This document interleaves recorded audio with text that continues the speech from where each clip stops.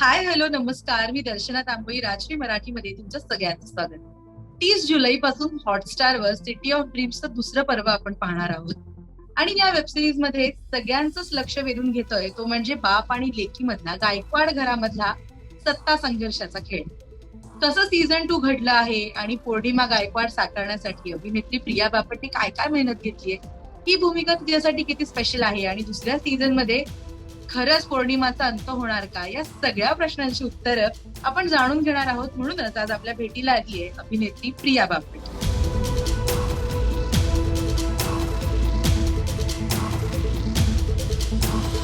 हाय प्रिया, खूप स्वागत तुझं राजश्री मराठीमध्ये.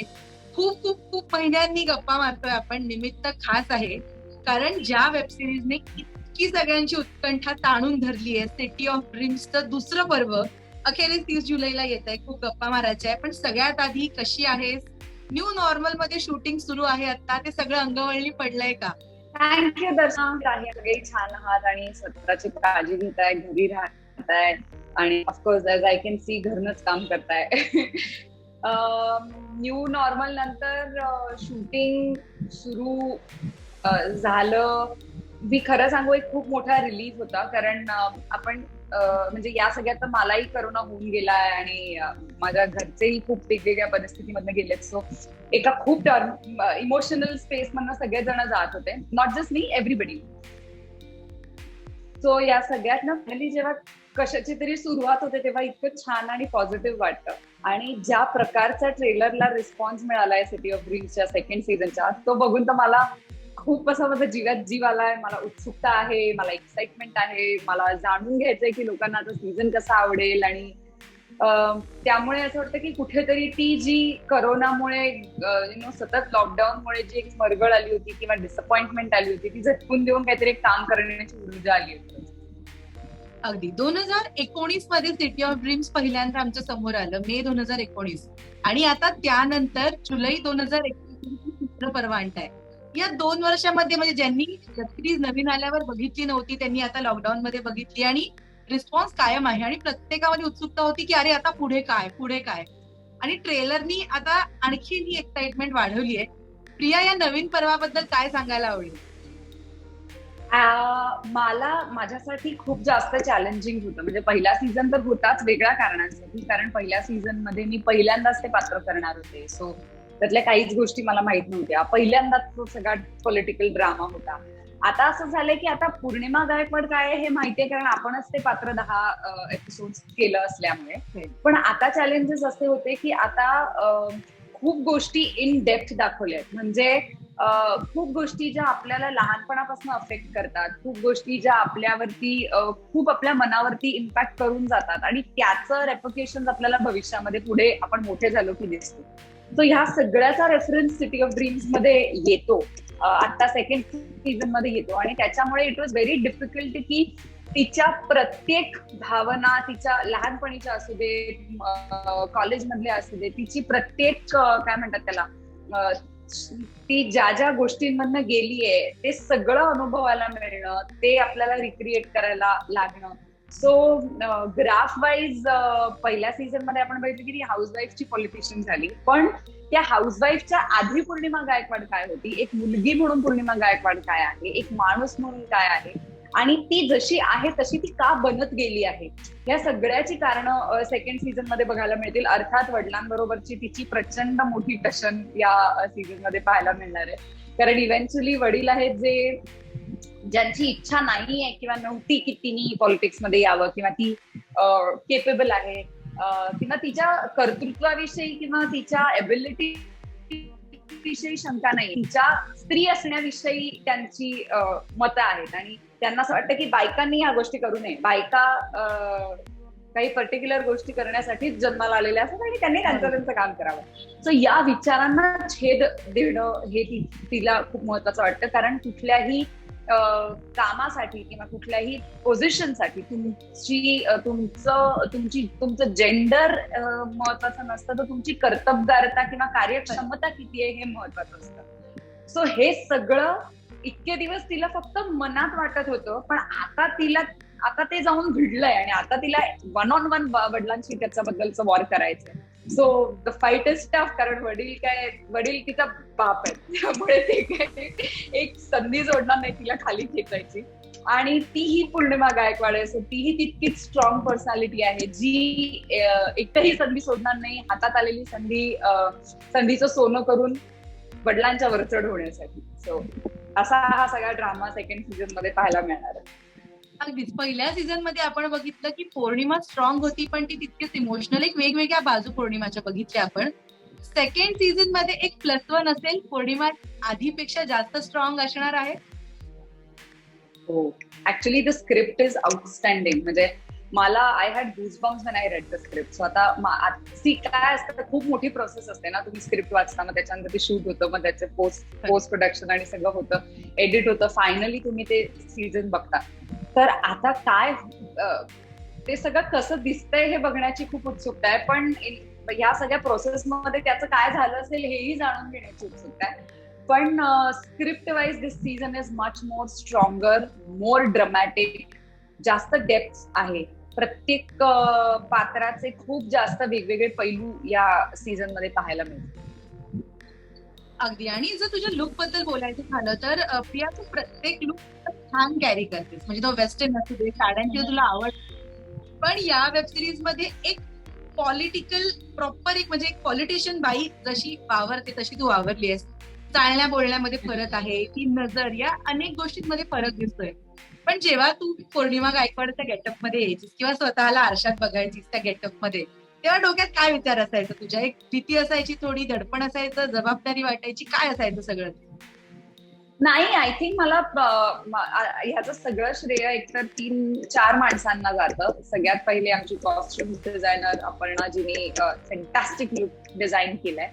सेकंड, माझे स्ट्रॉंगेस्ट पिलर 2015-16 पासून जे माझ्या बरोबर आहेत, सौरभ कापडे आणि शीतल, हे दोघेही माझे पर्सनल हेअर आणि मेकअप बघतात. आणि त्या दोघांनीही, म्हणजे सौरभच्या पण डिटेलिंगचा कमाल आहे की त्याचे इनपुट्स फार इंटरेस्टिंग असतात. की ती रॅलीला जर जात असेल तर आपण वेगळी टिकली तिला लावूया, हे सौरभचं सजेशन होतं, जे आम्ही नागेश सरांना विचारलं की आम्ही तिची टिकली बदलू का, कारण मग दॅट बिकम्स अ स्टेटमेंट. ती बाहेर चालली आहे तर तिला काहीतरी एक स्टेटमेंट घेऊन ती चालली आहे, तिचं काहीतरी एक म्हणणं आहे. तर छोटे छोटे बदल आहेत ते. म्हणजे घरामध्ये नुसतीच क्लिप लावायची का केस मोकळे सोडायचे का वेणी घालायची, ते बाहेर असताना कायम आंबाडाच घालायचा.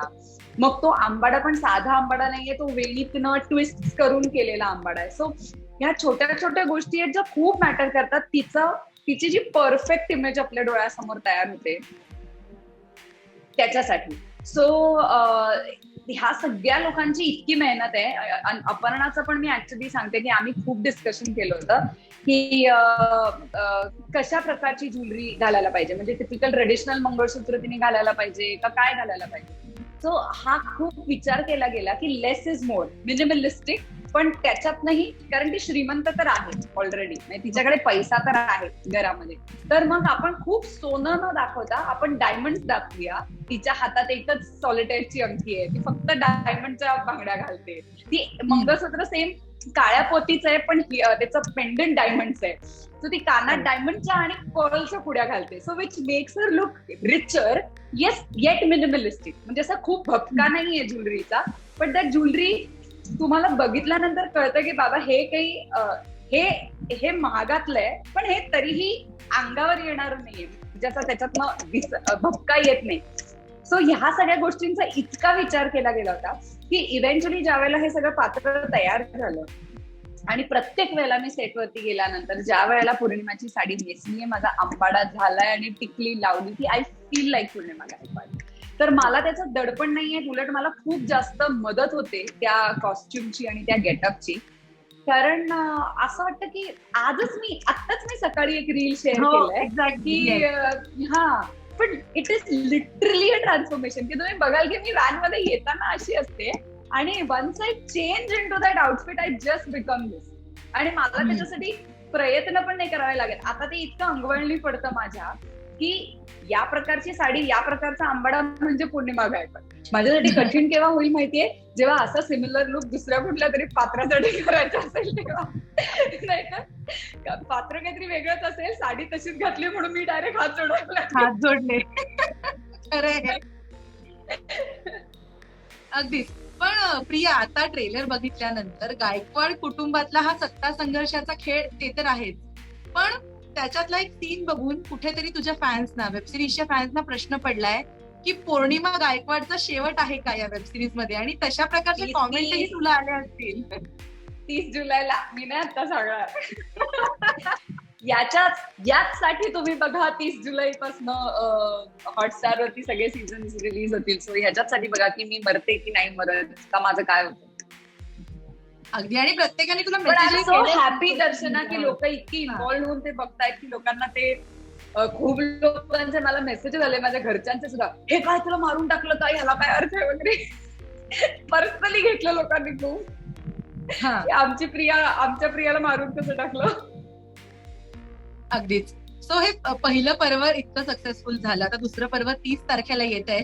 प्रिया, पण जर आता तुला विचारायचं झालं तर सिटी ऑफ ड्रीम बद्दलची एखादी गोष्ट जी प्रियाला स्वतःकडे ठेवायला आवडेल किंवा कायम जपायला आवडेल ती कोणती?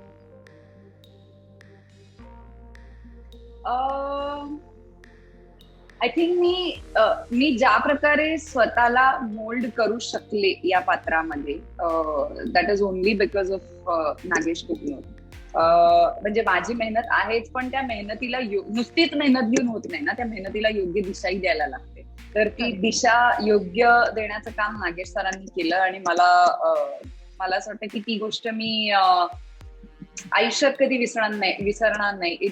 I have got the best director in my life. म्हणजे it's a blessing to work with Nagesh Kukunoor. आणि मी त्यांना कायम सांगत राहते की मला प्रॉमिस करा की कमीत कमी सिटी ऑफ ड्रीम्स ते 10 सीझन आणि माझ्या बरोबर 50 फिल्म्स तुम्ही कराल.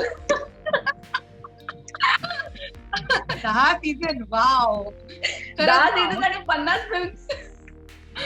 वाव, कमाल आहे प्रिया. फॅन खुश होतील हे सगळं ऐकून. मी पण. अगदीच. आणि पौर्णिमा गायकवाड हे कॅरेक्टर, म्हणजे तू आजवर वेगवेगळ्या भूमिकांमध्ये दिसलीस, म्हणजे आणि काय हवं मधली ती नटखट प्रिया असेल किंवा काकस्पर्श मधली ती एक इमोशनल टच असेल, एक वेगवेगळी बाजू तू आजपर्यंत दाखवत आली आहेस. पौर्णिमा गायकवाड या सगळ्यांपेक्षा वेगळी, नेव्हर सीन बिफोर अंदाज होता हा प्रिया तुझा, आणि आहे जो आम्ही 30 तारखेपासून बघू. पण पौर्णिमा बद्दलची एक गोष्ट किंवा एक नाही म्हणता येणार, खूप गोष्टी ज्या प्रियाला स्वतःकडे ठेवायला आवडतील किंवा प्रियाला आवडतात पौर्णिमा बद्दलच्या गोष्टी, त्या कोणत्या आहेत? मला तिच्यातला संयम आणि तिच्यातला ठहराव खूप आवडतो. खूप जास्त आवडतो, आणि तो माझ्याकडे अजिबात नाहीये. म्हणजे ठहराव असेल कदाचित, पण तो प्रसंगानुसारच येतो असं मला वाटतं. पण पौर्णिमामध्ये तो व्यक्तिमत्वाचा भागच आहे. ती प्रचंड संयमी आहे. म्हणजे ती याच स्पीच मध्ये आणि याच स्पेस मध्ये माझी सुरुवातच इथे होते. हाय पिच. नाही, हाय पिच आणि एक्साइटमेंट. हो. म्हणजे you can never imagine Purnima Gaikwad talking the way I am talking. तो तिच्यातला जो शांतपणा आहे, तिच्यातला जो ठहराव आहे,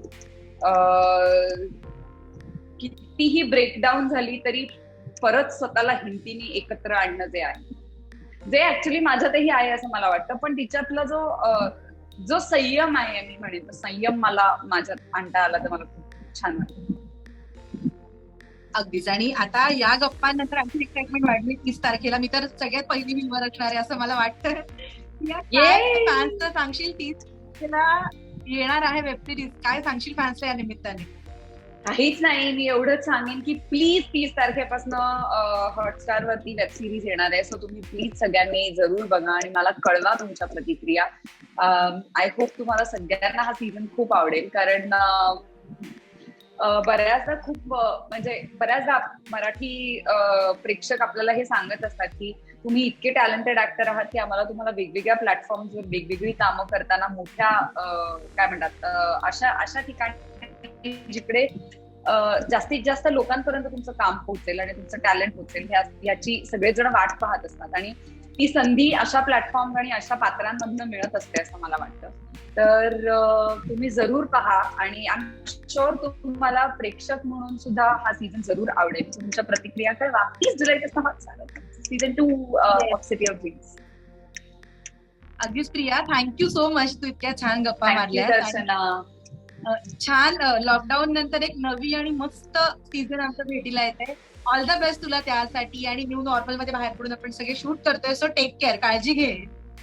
थँक्यू. तुम्ही सुद्धा काळजी घ्या आणि सगळ्यांनीच काळजी घ्या. आता परिस्थिती वेगवेगळ्या कारणांनी खूप जास्त बिकट आहे बाहेर, सो आपल्याला एकमेकांना जितकी मदत करता येईल तितकी आपण सगळेच जण करूया आणि जितकं एकमेकांसाठी उभं राहता येईल तितके आपण उभं राहू. So thank you so much. Thank you so much. Bye bye. Bye.